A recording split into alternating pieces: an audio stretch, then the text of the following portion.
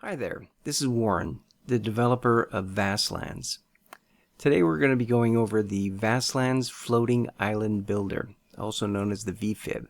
This video is intended for those testing out the alpha build of our vFib. To start off with, we have our main menu with the usual options of save and exit. We also have our island editor, which we're in right now, a building editor, and our settings. We're going to look at our settings now, but mostly focus on our camera control. You'll notice here we have settings specifically for move speed,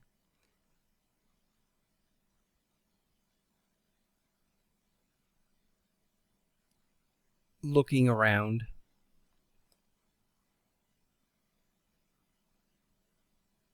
you can enable or disable zoom, and your zoom speed when you scroll in and out, and pan speed where you middle mouse. Now the camera itself would work very similar to how it would work in the Unity editor. We're going to take a look at actually the controls for the camera. Here we're going to slide down settings and then bring in some tips and tricks specifically for camera control. Now you'll use the right mouse button and WASD, Q and E for up and down, WASD like you would in a game. You'll use your right mouse button and just move it around so that you can actually look around.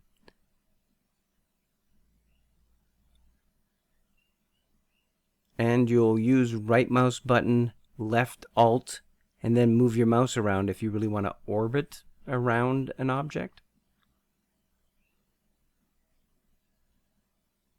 And if you middle mouse and move your mouse, you'll pan.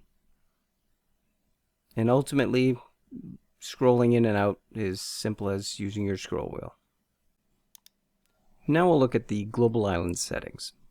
These settings are really just used to be able to view the surface that you're working on a little easier by hiding elements and performance as well. You could click on hiding all the trees and you save an enormous amount of performance right away. Hide all the grass details. Hide the pickup items, which are normally just the sticks and stones you'd find on the ground. Hiding the big boulders all around and the bushes. So now we have a really clean island to take a look at as we're shaping and getting a better feel for what we really want to make. So technically, these are just convenience tools to make your life easier as you're building your island. Why don't we go and turn everything back on.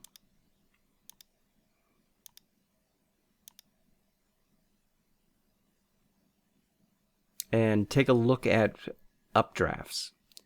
Now, updrafts, you'll need to come in closer to take a look at them, but most of the time you won't need them till near the end of your building as you're trying to figure out easier ways to get your player across, but we'll hide them for now.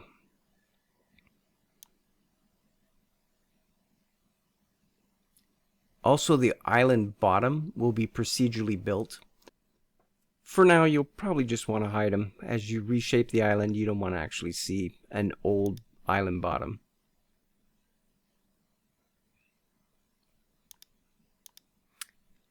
And then you'll have island satellites, and really these are in essence a jumping puzzle that you can have that allow a player to get between portions of an island or between different islands.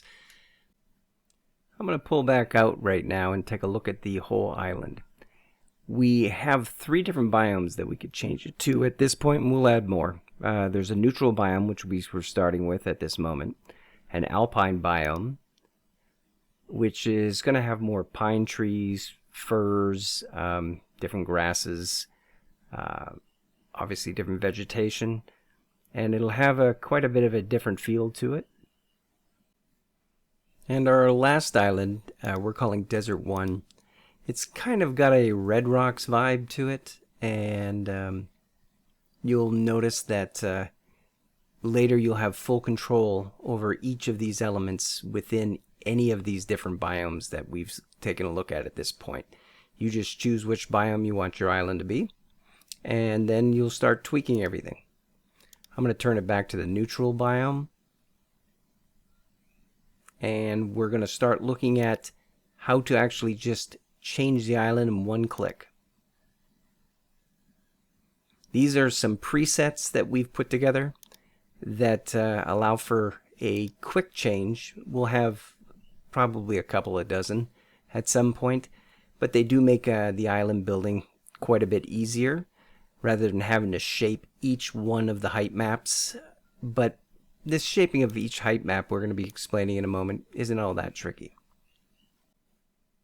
Before we go much further, I'd like to talk to you about the command console I put in. It allows for some very quick little ways of turning things on, like changing weather, changing time, a lot of other little hidden features that I may build into the system at a later date. To open this, you press Control / and you can enter in your command line time. Press Tab and Tab again to move down to global time, and we'll be using a 24-hour clock on this, so why don't we say 17.5 or 5:30, and that'll move us into a sunset mode. Now to close the console, press Escape, and you can move around and get an idea of what this island would look like at this time. So go ahead and play with the different times and see which one works best for you and what seems most photogenic. Now let's play with the weather a little bit. Type in WEA, and you'll notice you have two options. Global weather change is what we're looking for. You can just press Tab and pick an ID. We have 24 different weathers at this moment. I'm going to pick one that's just a clear blue sky. Now that we've typed those two commands into the console, it will remember them. And if you use the up and down arrow, you can get back quickly to either time or weather at this moment. Why don't we change the time to a little nicer, brighter day, 9:30 in the morning.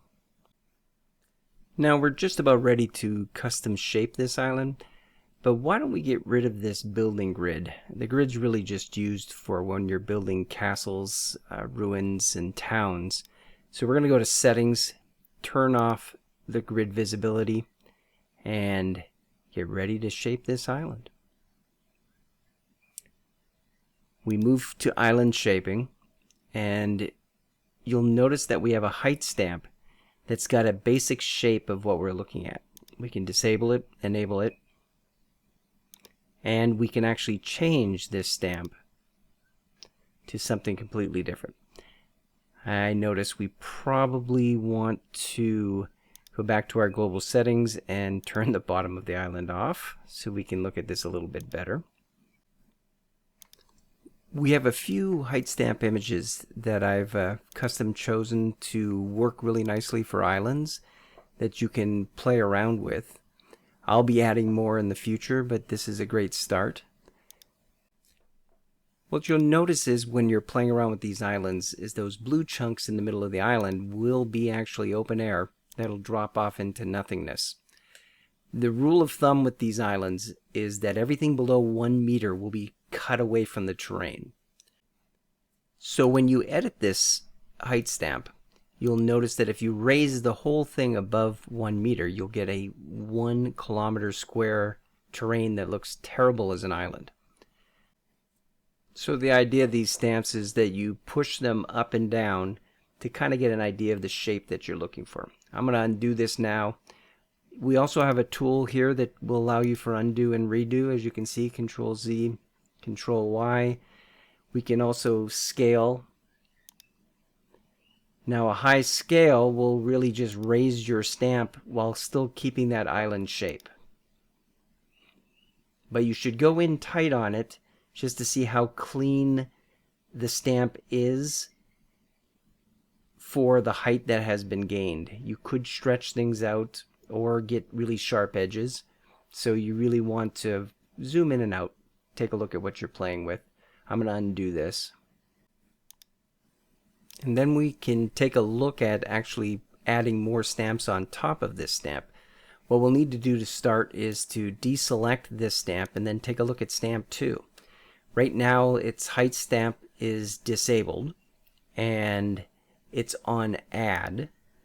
If I enable it, you'll notice that we just added the one pile of mountain stamps right on top. Now edit 2 button shows up and we can actually start scaling and changing elements of that particular stamp.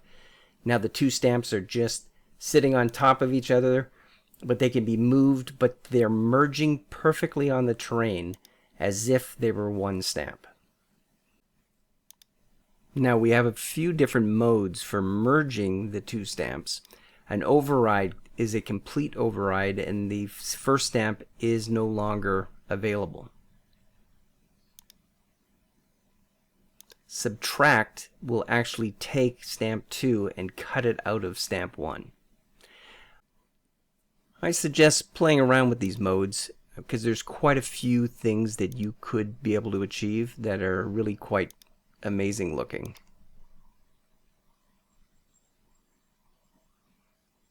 Now if I come in tight and I start taking a look at how the mountain blended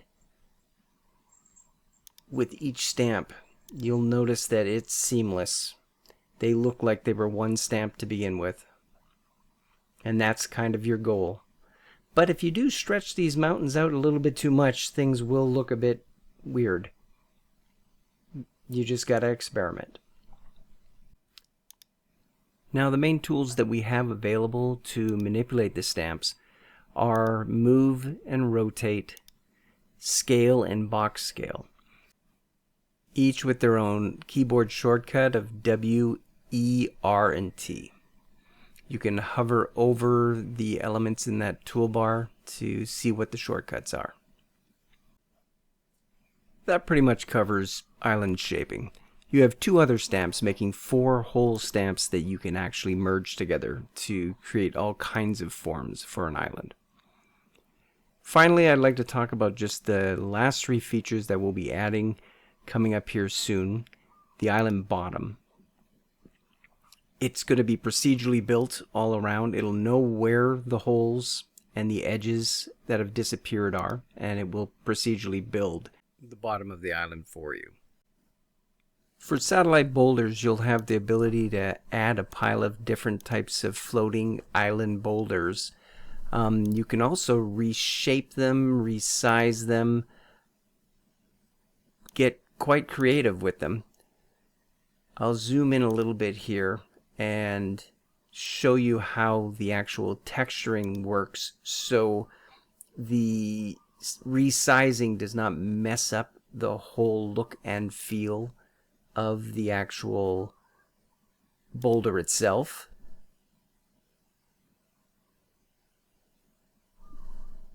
And then strategically just place them in the spots that kind of make sense to make it kind of tricky for your players to make it across. You can also build things onto these satellite islands as well. And then ultimately these updrafts are designed to help your way between the boulders, between the islands. You can change their color, their strength, their direction. So all of these controls will be inside the island updraft panel. Now would be a good time to make a save. You can also hit Control S. And I think that wraps it up for this tutorial. Thanks for watching, and stay tuned for the next tutorial on customizing biomes. Everything from ground textures to vegetation.